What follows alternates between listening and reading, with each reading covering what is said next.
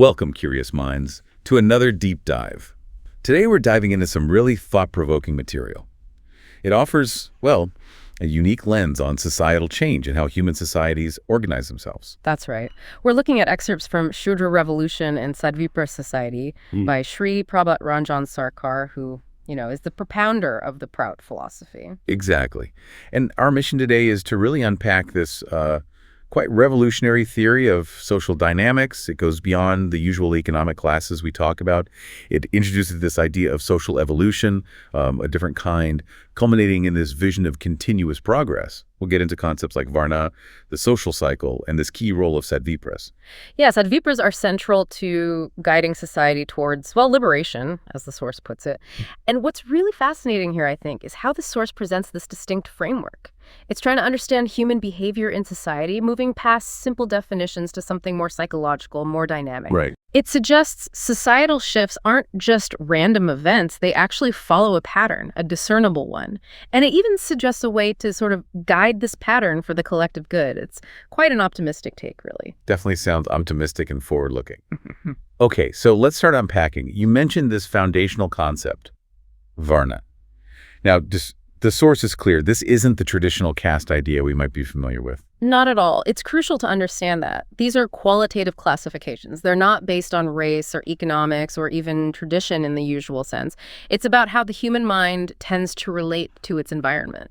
So like psychological dispositions. Precisely. Think of them as predominant mental tendencies. And the theory says every individual mind actually has the potential for all four, but usually one tends to be dominant at any given time. Okay, so what are the four? Well, first, there's the Shudra mentality. This represents the masses, you could say, people who are maybe overwhelmed by their immediate reality, focused mostly on just getting by, on existence. The source describes them as sometimes lacking vibrancy because they're so caught up in material pressures. They might have fewer aspirations, less mental dynamism, and tend to live by, collective psychology, sometimes accepting domination. Got it. The everyday person focused on survival. What's next? Next is a Kshatriya mentality, the warrior. This is characterized by a fighting spirit, bravery, someone who embraces challenges. They often seek to dominate or influence through physical force or sheer willpower. Okay, action-oriented. Very much so. Think ancient history, military societies, or even modern discipline groups focused on action. Their values might include honor, discipline, even self-sacrifice. But negatively, it could be blind adherence, too. Their drive is towards, conquest and getting things done directly. Makes sense. Then number 3. That would be the Vipra mentality, the intellectual. These are people with highly developed mental faculties. They influence their environment using their intellect, their knowledge. They're the ones behind major scientific, religious, cultural achievements. So eras dominated by the Vipra mindset might see scholars, clergy, teachers, thinkers in charge. Think of times of great philosophical leaps or scientific discovery. The thinkers and creators. And the last one. Finally, the Vaeshya mentality.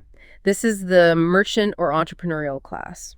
Their main tendency is excelling at handling and, importantly, accumulating resources.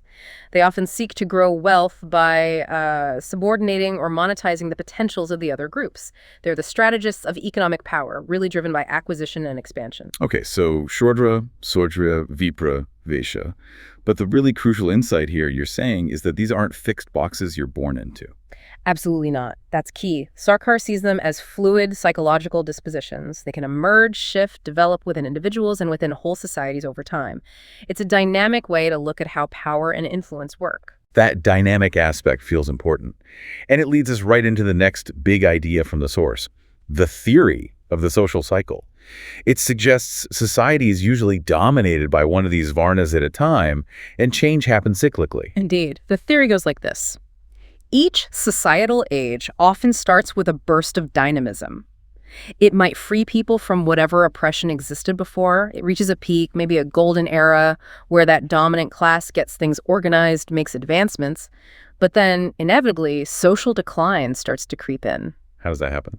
Well, the dominant class tends to increase its power, consolidate it, and in doing so, starts neglecting the basic needs of everyone else. Exploitation becomes more common, more systematized. And the source argues we're currently in which age? It argues that modern history, especially since the Industrial Revolution, has been largely dominated by the merchant class. We're in the Vaeshya age. And You can look around and see aspects that seem to fit that description. Okay. And what happens during the decline of this Vaeshya age, according to the theory? During the decline, the merchant class, or capitalists, as the source terms them, focuses intensely on expanding wealth and power, often pushing beyond governmental controls. This frequently happens at the expense of the wider population. You see situations where more and more people struggle financially, lose purchasing power, can't meet basic needs. So the wealth concentrates. Right. And the source paints a picture where the labor of the masses, the shudras, the action-oriented abilities of the Kshatriyas, even the creativity of the Vipras, all become increasingly harnessed or enslaved, you might say, to the interests of the merchants. They end up controlling wages, livelihoods. The source even suggests that political rule gets heavily influenced by behind-the-curtain capitalists because running campaigns requires so much money, big money. And there's manipulation involved, too. Yes, according to Sarkar's theory, the system actively works to manipulate the consent of the Shudra-minded shudras. It points to things like modern media promoting, say, pseudo-celebrity culture, maybe spreading divisive narratives, even what we now call fake news. And there's also an effort described to influence academia, universities, cultural institutions to align them with elite interests and basically manufacture public agreement. That's a pretty critical take on our current state of affairs. It is, but it's presented as a phase in a cycle. Okay, so when this exploitation, this control becomes unbearable, the theory posits an inevitable Shudra revolution. But you hinted it's not straightforward. It's not just everyone rising up together. Exactly. The source is quite specific about who can't really bring about this revolution effectively. And who is that?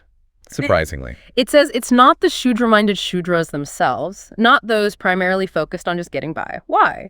Because they tend to avoid struggle, they can be easily manipulated, as we just discussed, and often lack that proactive spirit, that vision to solve their own problems fundamentally. So even if things improve slightly for them, like higher wages. Right. The source suggests even that might just lead to more consumption, maybe even addiction, rather than a real qualitative leap in their standard of living or consciousness. Relying solely on them for revolution is called foolish in the text, pointing to what it calls their static nature. Are there other obstacles mentioned? Yes, beyond just the mentality, certain cultural or traditional beliefs can get in the way. Things like fatalism, whatever is fated will happen, or our days are passing somehow, why stir things up, that kind of passivity. Even, interestingly, certain interpretations of spiritual doctrines. The source mentions nisakama karmavada, action, without desire for results, or janmantaravada, reincarnation. It argues these can be twisted to mean, well, my suffering is due to past karma, nothing I can do now, which obviously dampens any revolutionary fire. That's fascinating. So ingrained beliefs can hold things back. What about trying to change things through established systems like democracy? Many people see that as the path. Sarkar's perspective here is, well, quite critical. It views things like welfare states, Gandhism, even democratic socialism as potential obstacles to genuine revolution. Obstacles, how so? The argument is they promote very slow, tortoise-like progress. It's evolution, not revolution. They're seen as too gradual to tackle deep systemic exploitation, and critically, the source argues they're vulnerable to corruption. It makes a strong claim that within democratic structures, getting elected often requires deals with, frankly, thieves, thugs, and antisocial elements who then expect protection or favors once their candidate is in power. Wow. Yeah. So while the ideals of cooperation and socialism might be noble, achieving the necessary high moral standard among the populace and leadership to make them truly work within a typical democratic setup is described as extremely difficult. It's a very specific and you could say radical critique of those approaches in the context of achieving fundamental revolution. Okay, so if it's not the Shudra-minded Shudras, and if standard democratic routes are seen as too slow or flawed for this kind of transformation, who does lead this vital revolution? This is where it gets really interesting. The source identifies the leaders as the Kshatriya-minded and Vipra-minded Shudras. So people from the masses, but with that warrior spirit or intellectual drive. Exactly. These are termed the vikshubdha Shudras, which means the disgruntled or maybe agitated Shudras. They possess sufficient spirit, enough fight, enough critical thinking. They are described as the, quote, greatest critics of capitalism and the strongest opponents of exploitation. The source says seeing an increase in their numbers in society is actually an early omen that a Shudra revolution might be brewing. They are the spark, the catalytic force. The disgruntled, the motivated ones from within the masses. This leads us then to another really unique concept in this philosophy, the Sadvipras. Who are they? They seem central to this whole process, especially the positive futuristic vision. Absolutely central. The Sadvipras are described as moralists and spiritualists, but not passive ones. They actively fight against immorality. They embody qualities like discipline, strong character, integrity. They've undergone, according to the theory, proper revolutionary training. Their commitment is to act against dishonesty and exploitation, systematically, without being swayed by personal feelings. The text says they have no mental weakness in this regard. They are the vanguard, the moral compass driving forward. So where do they come from? Are they a specific class? Mostly, the source says they emerge from the middle class. But it defines middle class here specifically as those vikshubdha shudras, the shudras with Kshatriya or Vipra mindsets we just talked about. But it's not strictly about economics. Even wealthy people, if they are genuinely moral, renounce any ill-gotten gains and commit to living modestly like the middle class and fighting injustice, they can become sadvipras. And people who are poor. Yes, poor individuals with that Kshatriya fighting spirit or Vipra intellectual capacity can absolutely be sadvipras too. It really boils down to a state of mind, a moral commitment, and a willingness to act, not your bank balance. That's a powerful idea. What guides them? What are the principles? They adhere to the progressive utilization theory, or PROUT. This is a whole socioeconomic philosophy in itself, but key principles mentioned here include no individual should accumulate wealth without the clear approval of the collective. Also, the maximum utilization and rational distribution of all potentialities, mundane, supramundane, spiritual. Everything should be used for the collective good. Everything. Everything. Physical resources, intellectual capacity, even spiritual potential. And this utilization needs proper adjustment and must be progressive, meaning it has to adapt and change according to time, place, and the specific people involved. It's not static. Dynamic again. Always dynamic. And these sadvipras are envisioned as the actual messengers of revolution. They're tasked with carrying this message, this vision, to every home in the world, to every vein and capillary of human existence. The source is quite dramatic. It says the banner of victorious revolution will be carried by them alone. It's a huge active role. It sounds incredibly demanding. So let's say this Shudra revolution happens, guided by the vikshubdha shudras and inspired by sadvipras. Society is transformed. Does the cycle stop then? Do the sadvipras get to, put their feet up? Absolutely not, according to Sarkar, and this is really crucial for understanding the continuous progress aspect. Yeah. The source is very clear. The sadvipras remain right there in the nucleus of the social cycle. They are described as wakefully and vigilantly observing the process of rotation. Think of them like maybe the immune system of society. Always active, always watching for signs of disease, which in this case is exploitation and decline. So even after the revolution? Even after. Leadership might shift initially to those vikshubdha shudras who now maybe take on the role of Kshatriyas in this new second rotation of the cycle. But the sadvipras must continuously monitor them. Why? To prevent them from eventually falling into exploitation. Because the cycle could just repeat itself otherwise. Precisely. The tendency towards exploitation by the dominant class is seen as inherent in the cycle if left unchecked.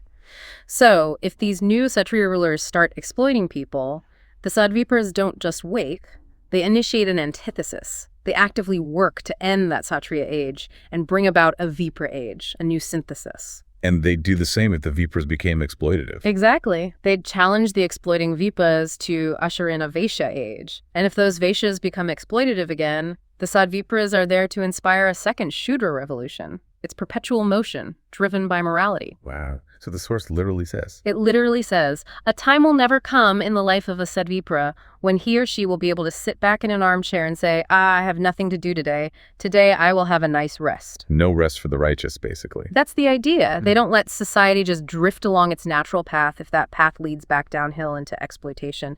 They proactively trigger revolution whenever it's needed to keep things moving forward, upward.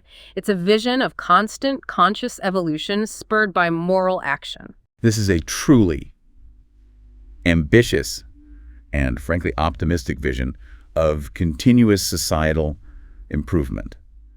But has it ever actually happened? Has a Sadvipra-guided society ever been formed? According to the source material itself, no. It states quite clearly that a Sadvipra society has not been formed so far in the first rotation of human history on this earth. So where are we now, mostly? It suggests that in most countries, we're still somewhere in the later stages of that first Vaeshya age, or maybe just seeing the very early signs of a post-Shudra revolution Kshatriya or Vipra age in some places. But crucially, without Sadvipras actively involved, playing that nuclear role, the social cycle just rotates naturally. You get periods of governance, then decline into exploitation, then eventually some kind of evolution or revolution happens and it repeats. The Sadvipra role is to break that pattern of decline. So the whole concept is very much future-oriented and aspiration. Yeah, exactly. It's a blueprint for what could be. Given that, what's the final message? What's the call to action embedded in this philosophy? It concludes with a really powerful and earnest request. It calls on all rational, spiritual, moral, fighting people, essentially, potential Sadvipras, to build a Sadvipra society without any further delay. The vision is truly global, incredibly expansive. Sadvipras need to work for all countries for the all-round liberation of all human beings. It's painted as the sunrise moment for humanity. Sunrise moment. Yeah, it talks about the downtrodden people of this persecuted world looking to the eastern horizon, eagerly awaiting their advent. It's a call for new human beings of a new day to essentially wake up to a new sunrise in a new world. It's profoundly optimistic and geared towards creating a continuously evolving, truly liberated human society. Wow. That is quite a journey we've taken. A really profound deep dive into Shrii P.R.Sarkar's vision in Shudra revolution and Sadvipra society. We've gone through this dynamic view of social groups, the Varnas, the seemingly inevitable cycle of dominance and decline, but then this crucial, really tireless role of the Sadvipras, these moral fighters ensuring continuous progress, continuous liberation. Feels very energizing, actually. It really does. This framework pushes us, doesn't it, to think about societal change not just as something that happens to us or something we react to, but as a process that can, and perhaps should, be consciously guided. It poses a huge question, really. If society is always in flux, always moving through these cycles, what active role do moral, spiritual, rational individuals play in deliberately shaping its direction, shaping it for the betterment, the upliftment, the liberation of everyone? It absolutely gives us a lot to think about. As you listen to this, how do you see these kinds of social dynamics playing out in the world around you? Can you spot elements of these different Varna mentalities, of the stages of the cycle? And maybe more importantly, what could it truly look like if these Sadvipras, these dedicated moral actors, really were at the nucleus, actively guiding society towards that brighter, more equitable, continuously evolving future envisioned here? Keep those thoughts brewing. Until next time, keep digging deeper.